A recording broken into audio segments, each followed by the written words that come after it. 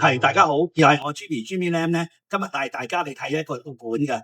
咁呢個咧就非常之罕有嘅，就喺呢個薄扶林嘅。咁點解話罕有咧？因為一般嚟講咧，大多數嘅別墅啊，同埋啲 house 咧，喺港島區嚟講咧，多數都喺南區嘅淺水灣啊，係赤柱一帶嘅。反為咧喺薄扶林嚟，邊嘅供應非常之少，尤其是仲要新屋添。咁一共佢咧個項目咧就28,513平方尺嘅。咁係由呢一個宏安地產同埋呢一個錦華集團咧係一齊聯合咧係發展嘅，咁咧仲有7間屋。咁而家我哋身處呢個位置咧好特別啊，因為點解咧？大家見我喺度評估佢講嘢，其實呢個咧係可以去升降嘅泳池嚟嘅，咁係一個好新嘅設計咧，變咗佢可以融合到花園同埋泳池咧，係兩者合而為一嘅。咁一陣間我哋入去咧就先睇睇呢個單位先。咁多謝大家。咧別墅咧個大門嘅位置啦，咁旁邊咧就原來係可以去廚房嘅喎，原來廚房咧係可以咧直出咧後邊呢一個咧花園仔喎。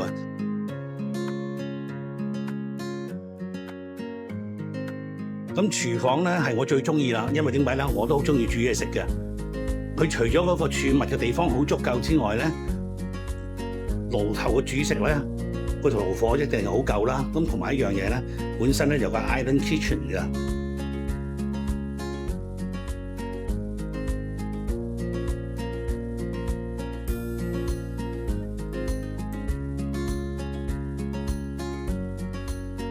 咁同埋呢度咧，就旁邊咧就係工人房嘅地方啦，工人洗手間啦，同埋工人咧嘅地方。至於咧客飯廳咧就好寬敞啦。咁我哋咧可以見得到咧，客廳咧可以放到張 L 型嘅梳化之外咧，仲有4張細嘅獨立嘅梳化仔。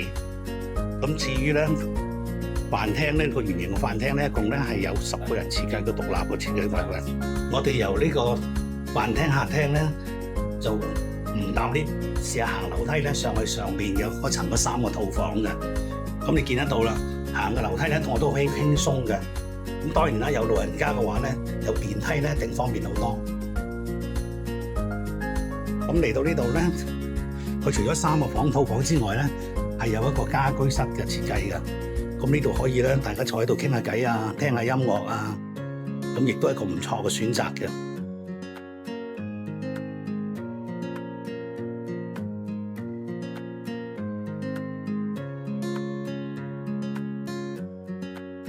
飯廳客廳上到樓上咧，就係3房嘅設計，係套房嚟嘅。咁我哋可以見得到啦。因為頭先我都曾經講過咧，因為呢度咧樓底係好高嘅，咁所以咧上到樓上呢度咧，當然啦係佢個人嘅喜歡啦。咁呢個設計咧就可以咧做到咧樓上咧係有一個小閣樓嘅設計嘅。咁呢個構思非常之好啊。咁啊3房當中咧都係好實用、好好用嘅。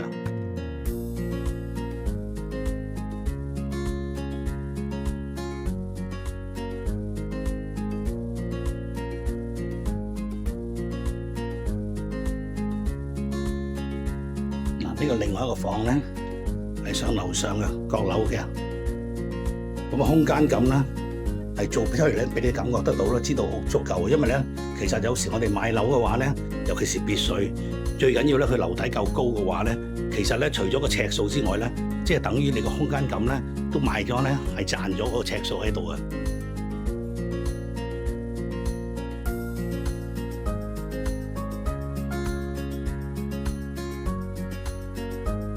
如果大家睇到呢度咧掛咗個窗簾咧，足足有成10幾尺嘅，咁就可想而知咧，嗰個高度咧，空間感係幾咁足夠啦。咁呢個套房咧，亦都係啦，當然啦，別墅嚟講嘅，梗係可以咧，個房咧都可以3邊落床啦，同埋個洗手間啦。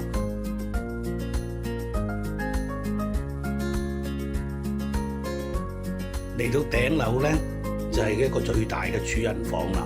咁啊，主人套房咧呢一邊咧係有一個書房嘅位置啦。咁唔單止3邊落床啦，仲可以喺嗰張床嘅前邊咧係擺到套沙發添。咁可想而知道咧，嗰個空間感咧係幾咁足夠啦。樓底又夠高。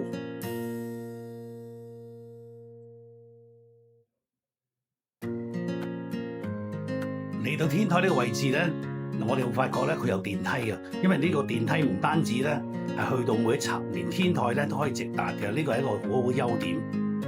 咁而我哋出到去呢個天台咧，個地方咧都係好廣闊㗎。咁我頭先都講過啦，因為一般咧嘅別墅啊，或者係啲 house 咧，多數都喺淺水灣啊、深水灣、赤柱一帶嘅。能夠喺薄扶林呢一邊咧係有別墅嘅咧，係非常之罕有嘅。而我哋呢個天台裏邊咧，嗱望到一個地方咧係有個天窗嘅。呢個天窗咧應該好明顯咧，就係可以咧喺頂層嘅主人房裏邊咧，應該可以採到光啊！呢個平時一個好好嘅設計。嗰個客飯廳咧行出嚟咧就係前面呢個花園啦。咁當然啦，個花園好廣闊啦，望出去嘅景咧係非常之開揚嘅。咁今日嘅天氣咧雖然唔係咁好，咁但係咧採光啊都好足夠嘅。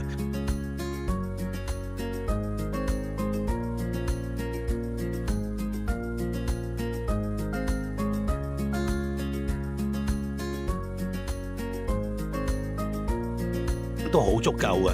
咁呢個項目嘅優點咧，呢7間別墅咧，大家都可以睇得到啦。因為咧新嘅別墅同舊嘅當然冇得比較啦。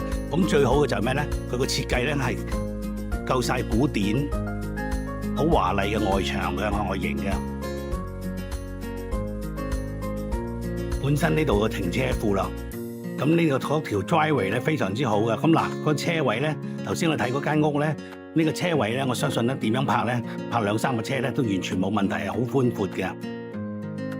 大家呢間 house 咧已經睇完啦，咁我哋落翻嚟地下咧就見得到啦，就喺度我提及到呢個電梯。咁呢個電梯咧就非常之方便嘅。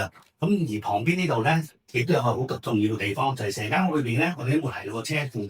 其實個停車位咧就完全喺下邊咧係可以足夠咧泊幾架車㗎。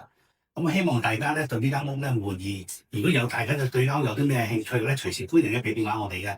咁好多謝大家收睇，好多謝。